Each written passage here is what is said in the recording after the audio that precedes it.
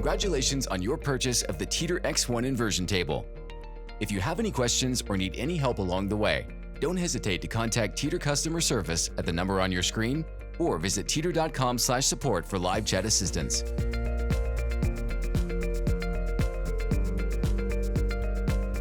For the best experience, it is critical that you follow the assembly instructions and read and fully understand the user guide attached to the equipment before inverting. Please read the following warnings and all instructions before using your X1 inversion table.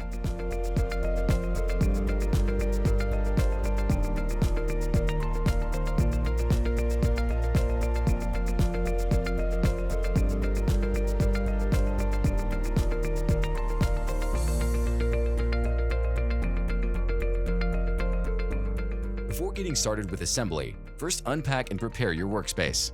If possible, assemble the equipment at or near the space in which you intend to use it to avoid moving it later. Unpack all parts and support materials. Set aside packing material and clear your work area. Locate the hardware kits packaged with the manuals. They are labeled to correspond with the assembly process.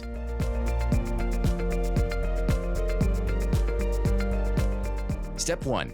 Assemble A-frame and handles. On a level surface, position the A-frame so that it is standing upright and the stability feet are on the ground. Gently push down on the spreader arms to ensure they are fully open and in the lock position. Look for temporary circular assembly assistance labels on the A-frame.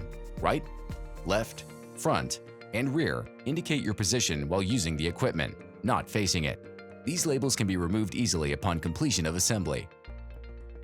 Locate the handle assembly hardware kit HK1008. Determine the left or right handles, marked with an embossed L or R on the inside of the black plastic part of each handle. Align the black plastic part of the corresponding handle, left or right, over the outside edge of the hinge plate on the A-frame. Insert and loosely hand-tighten 3 of the Allen head bolts through the hinge plate into the handle. Repeat with the other handle. Tighten all fasteners with the 5mm Allen wrench provided, being careful not to over-tighten. Step 2. Assemble table bed. Locate the table bed assembly hardware kit HK1010. Place the table bed face down on the floor and push down on the support beam so the 2 holes align evenly with the holes at the base of the upper support arms. You may have to exert extra pressure to ensure that the support beam slides over the rubber spacers. Insert the 2 bolts into the open holes. Thread a washer and nut onto each bolt and hand tighten. Using the 6mm Allen wrench to steady the bolts, tighten the nuts onto the bolts with a 10x13mm open-ended wrench. Step 3. Assemble the roller hinges to the table bed. Familiarize yourself with the 3-hole roller hinge in cam lock terms. The roller hinges control the responsiveness of the rate of rotation of the inversion table. There are 3 holes. The hole selection depends both on your body weight and your preferred angle of inversion. The A setting is the top hole closest to the pivot pin, B is the middle hole, and C is the bottom hole. Determine your recommended hole selection using the chart shown. Your roller hinge setting and balance may vary depending on your body weight distribution. Refer to user guide for troubleshooting. For ease of assembly, rest the table bed against the crossbar of the front of the A-frame. On one side of the table bed, lift and hold the cam lock up all the way to unlock. In your other hand, hold one roller hinge near the pivot pin. With the pivot pin facing out, away from the table bed, slide the bottom of the roller hinge between the cam lock and the bracket in the same direction as the arrow label located inside of the cam lock. Tip: make sure that the cam lock is completely open when inserting the roller hinge, otherwise assembly will be more difficult. Engage one of the holes in the roller hinge over the bracket pin. Push down on the cam lock to lock it and secure the roller hinge. Repeat on the other side. Make sure the roller hinges are in the same hole settings on both sides. Use your recommended hole selection based on the chart from page 8.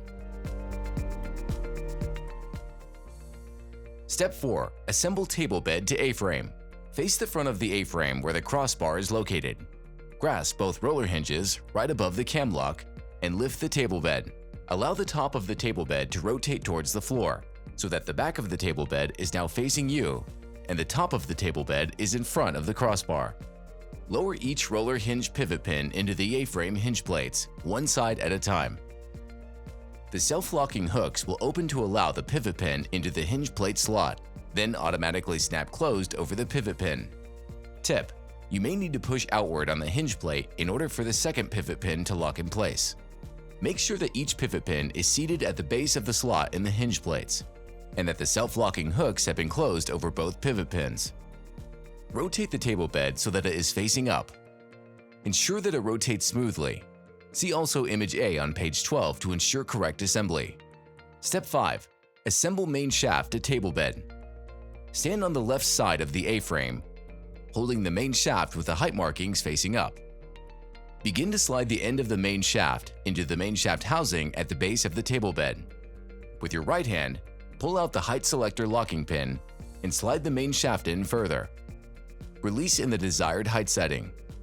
Refer to the user guide for more information on selecting your height setting. The main shaft must rest against the crossbar of the A-frame. Important: the crossbar prevents the table bed from rotating forward when the user steps on the ankle comfort dial. If the main shaft does not rest on the crossbar as shown here, then the table bed has been assembled backwards onto the A-frame. This must be corrected before use. Test the inversion table by hand for smooth and steady rotation and ensure that all fasteners are secure. Misassembly check. Image A demonstrates that the roller hinges have been assembled upside down into the table bed and must be corrected. Go back to step 3 for instruction. Image B demonstrates that the table bed has been assembled into the A-frame backwards, so the main shaft is not resting on the crossbar and must be corrected. Go back to step 4 for instruction. Image C shows correct assembly. Proceed to step 6.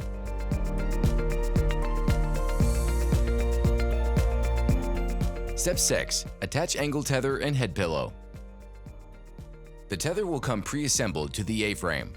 Unfold the adjustable tether and clip it to the U-bar on the underside of the table bed. Slide the buckle to lengthen or shorten the strap depending on your desired maximum angle of inversion. To attach the head pillow, locate the slots at the top of the table bed just beneath the handhold as shown. Insert the 2 pointed ends on the back of the head pillow into the slot of the table bed and pull through from the back of the table bed to secure the pillow into position. Step 7. Attach optional lumbar bridge. The lumbar bridge provides even deeper decompression and improved alignment benefits. Personalize the intensity and target zone of the lumbar bridge by adjusting the height and position of the arch within the slots on the table bed so it fits comfortably at the small of your back. Position the bridge with the Teeter logo at the base and facing toward you. First, insert the bottom 2 notches of the bridge into the desired horizontal slots on the lower portion of the table bed. Bend the bridge to the arch height you desire and insert 1 top notch into the corresponding slot on the upper portion of the table bed. Modify the positioning and arch height as needed.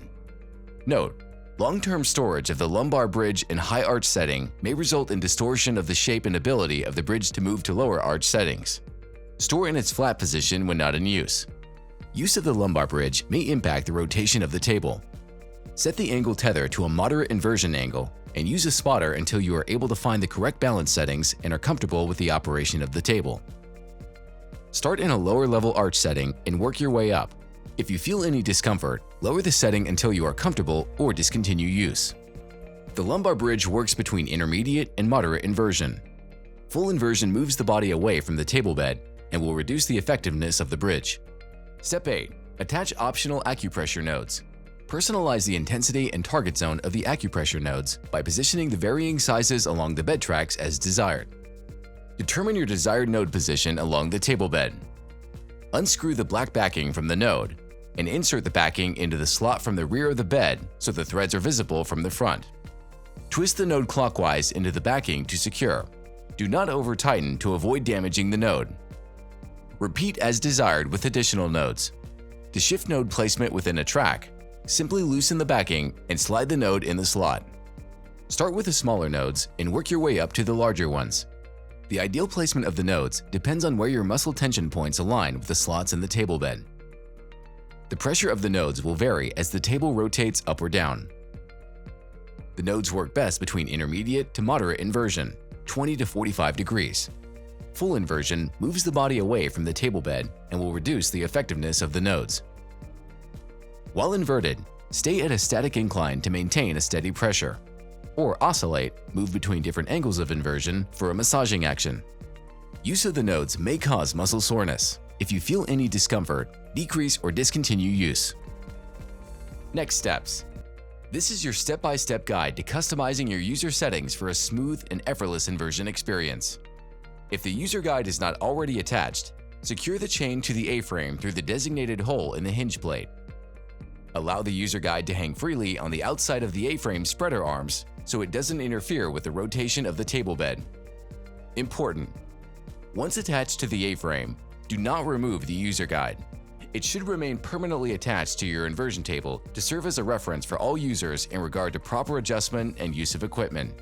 Congratulations, your X1 is now fully assembled. If you have any questions or need any help along the way, don't hesitate to contact Teeter customer service at the number on your screen or visit teeter.com/support for live chat assistance.